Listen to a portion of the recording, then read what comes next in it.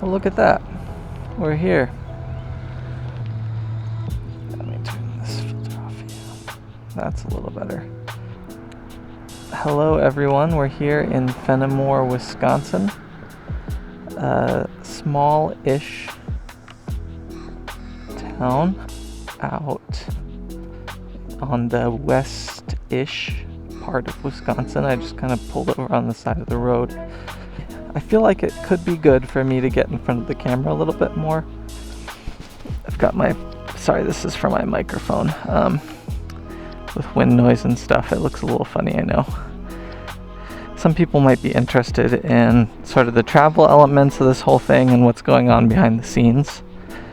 And honestly, I think it will help me just to kind of process what's going on, especially in some of these long stretches where I don't see people and don't really talk to people.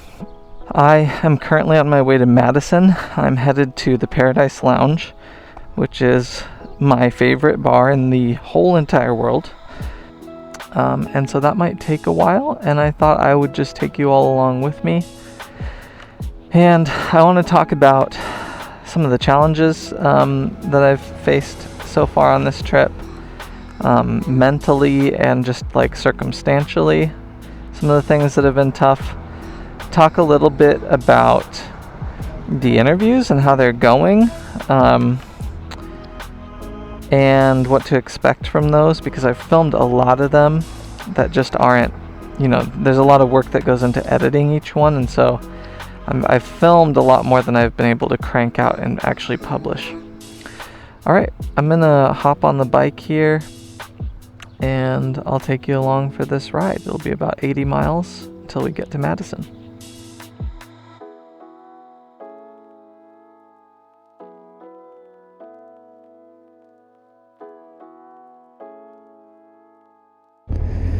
Alrighty. Just doing a short ride through Madison. Let's just scoot around this area because it's kind of cool looking. It's a big Capitol building. So, I have been riding the trusty Nighthawk around the United States for a little under 3 weeks now.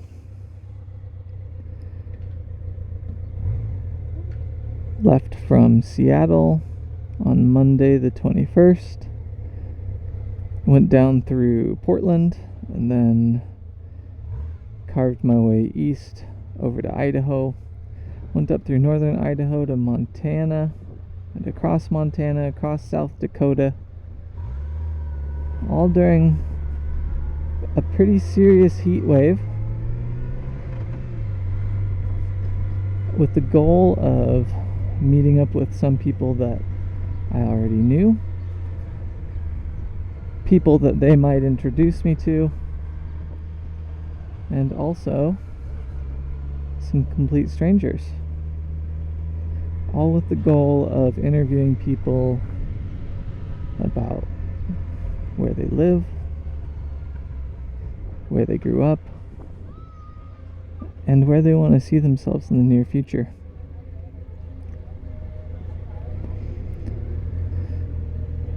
My favorite bar in the entire world is here in Madison, so I always stop here. There's a lot happening right now, though. For me and the way I've been traveling, I've kind of been trying to catch places more in their natural state. But who can say what that is? Who can say that this isn't Madison's natural state? I'm gonna go this way. When I first left, I didn't think anyone was gonna want to do any of these interviews, even the people that I already knew. Wasn't sure if anyone was gonna have the time to meet up with a bug-encrusted motorcycle traveler. And not only did all of that exceed my expectations, not only did people want to see me and meet up with me in this world where COVID is in a lull, being careful not to say post-COVID, because we've got that Delta variant going around. I don't want to get my hopes up too high that we are post-COVID. But, yeah, people have been willing to meet up with me, and I've even been able to make some connections with some complete strangers. And that has felt really miraculous to me. So, I'm excited to release those interviews. Specifically the folks that were just willing to go out on a limb. They met me at a bar, or in the case of some very young folks in South Dakota, in the middle of a field, near a lake, in the middle of nowhere. For those folks, I'm really looking forward to putting those videos together, and I really want to do a good job of it. Within the constraints, of course. I'm doing all this work off the back of my motorcycle with a very humble camera setup, and out of my tent at night. I've mostly been doing camping, even though I'm heading to a hotel tonight.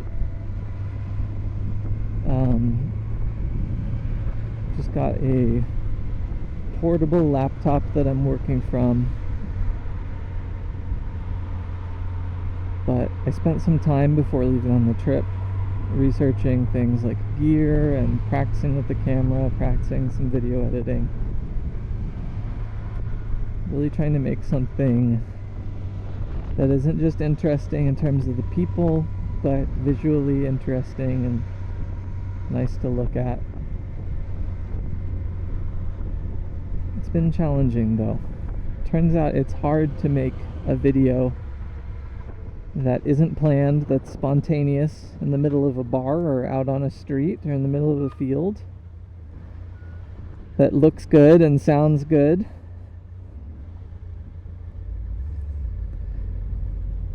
The one thing that hasn't been a challenge is that literally every person that I've talked to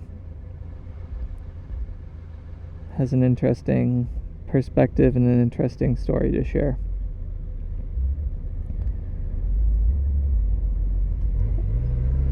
The very first complete stranger that I asked to do an interview, this was in Butte, Montana. We were talking about the M&M, not sure if it's called the M&M Cafe or the M&M Tavern.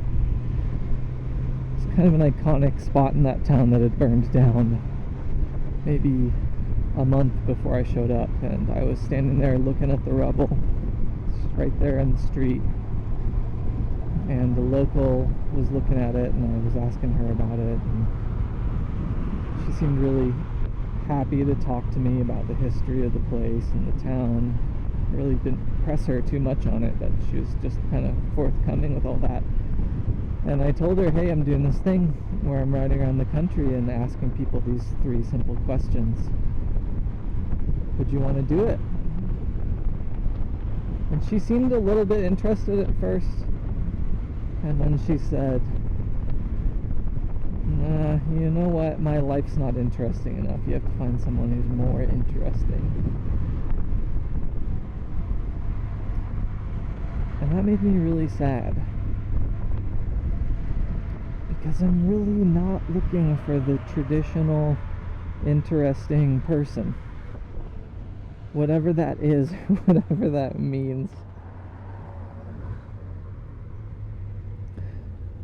My hope is that I can just talk to as many different people as possible in whatever station of life they're in,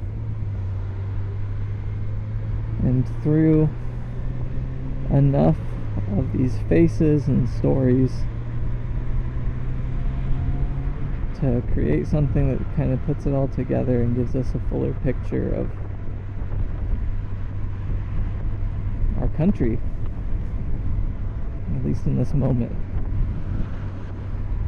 So yeah, if you're watching this, maybe you're someone who I know who's been following along and been watching those.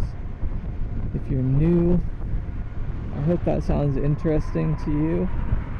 That you take a look at some of the interviews that have come out so far.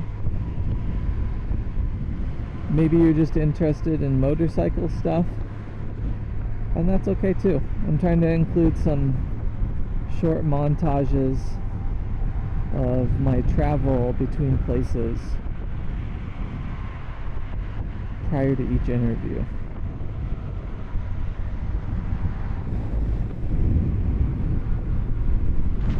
Just want to make sure I don't lose anything. Earlier this morning, I left my GoPro tucked away in a somewhat insecure part of my luggage on the back of the bike, and it flew off on the highway. And I spent about 2 hours going up and down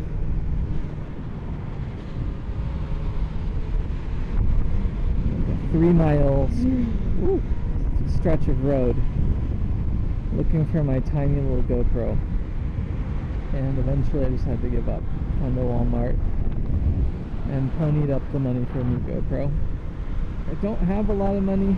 I've already been spending a lot more than I've meant to on this trip. Like I said, I've been trying to do a lot of my work in libraries because I started doing it in cafes, and that just was getting too expensive for me. Even just buying, you know, a small Americano. It adds up when you do that every single day. But that's just how this goes. I think I was moving too fast, trying to hold a lot of space mentally for the whole social media thing that I'm trying to keep up with, navigating the country, making sure my motorcycle is being maintained properly, the oil, the chain, my rear brakes are going out, all that good stuff. And I just,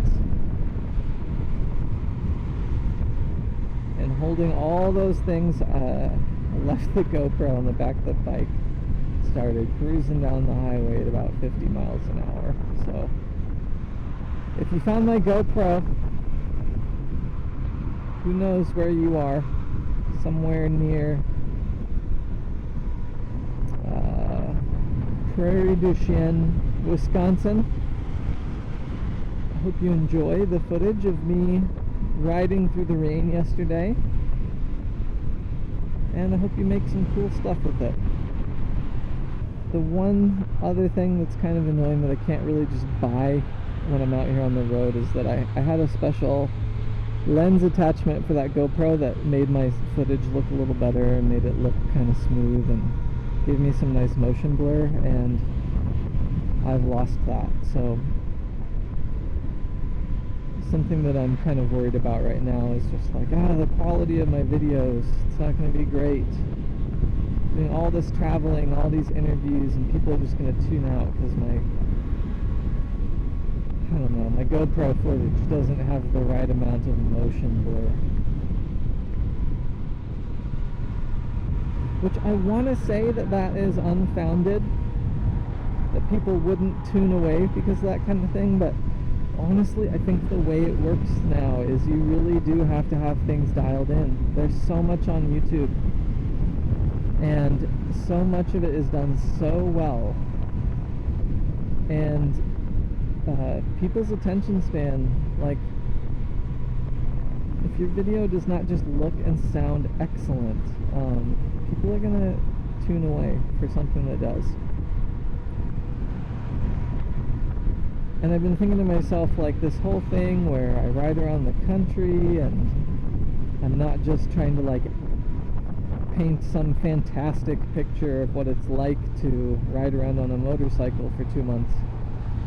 I've been thinking, like, wow, that's pretty unique, and maybe people will really be grabbed by that.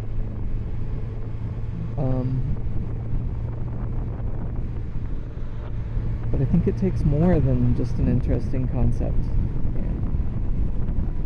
But to everyone who's been following along, everyone who's been watching, commenting, giving the little thumbs up button, just sending me words of encouragement. It means the world to me, and I see every single one of those things. I'll be pulling over on the side of the road on a 100-degree day in South Dakota, where I've just been riding in a straight line all day, and I'll see one of those things and I'll be like, yes, this has impacted someone. So thank you to everyone that's been doing that. I've been doing this kind of motorcycle tour thing for quite a while. My first one was about 8 years ago. I rode a bike just like this down the west coast, across Texas, started up. I got all the way to New Orleans and started up the east coast, and I got hit by a truck. But I didn't lose the itch. A friend of mine and I rode to New York City and back on some old Hondas. Actually, this old Honda was the one that I rode. Visited a lot of national parks, and I've done a lot of smaller trips since then. But last year I tried to do a trip, and it was a solo trip, and I thought I'm just gonna go ride, and I don't know where I'm gonna go. I'll just see what happens, see what I discover. Kind of, you know, the very romantic soul journey that I think a lot of people fantasize about, see a lot of on social media. And as someone who really truly loves riding motorcycles, who does it year round, and just, I get a thrill out of it every single time I get on, I just couldn't do it. After 3 days I came back home because I didn't have any direction, I didn't have a goal. It was also in the middle of COVID. There was no chance of me really meeting or talking to anyone. Although, honestly, until this trip, none of the motorcycle trips I've ever been on have been ones where I really made connections with people. Because you're always moving to the next place, or you're always with somebody who you're traveling with. And very rarely do you simply stop and pull in somewhere and hang out until a conversation arises with a complete stranger. And that's finally something I'm giving myself space to do on this trip. When I can, when I'm being mindful of what I'm doing. And it's been really amazing. And having the videos as a goal, as something to create, has really filled my tank, as it were, on this trip, and really kept me going.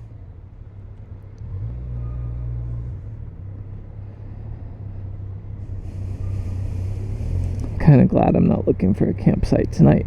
Wisconsin has just kind of been like this for like the last 4 or 5 days. Just these clouds everywhere. They're actually really gorgeous.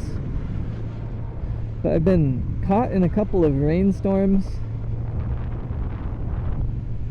and it's really just not the best when you're on a motorcycle and you don't have a full $1,000 waterproof rain suit that you can slip on.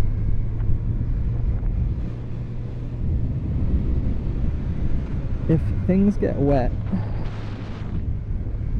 on a trip like this, they stay wet for a long time. And if your tent's wet, if your clothes are wet, you're outside riding in the wind,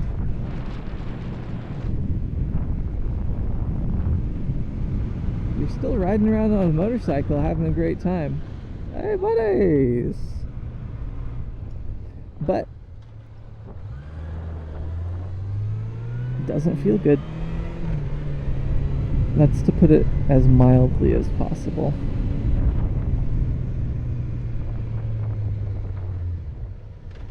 Alright, well, everyone, thank you for going on that short scoot through central Madison to Madison West. I might do more of these little motovlogs because I think it's something that people might appreciate.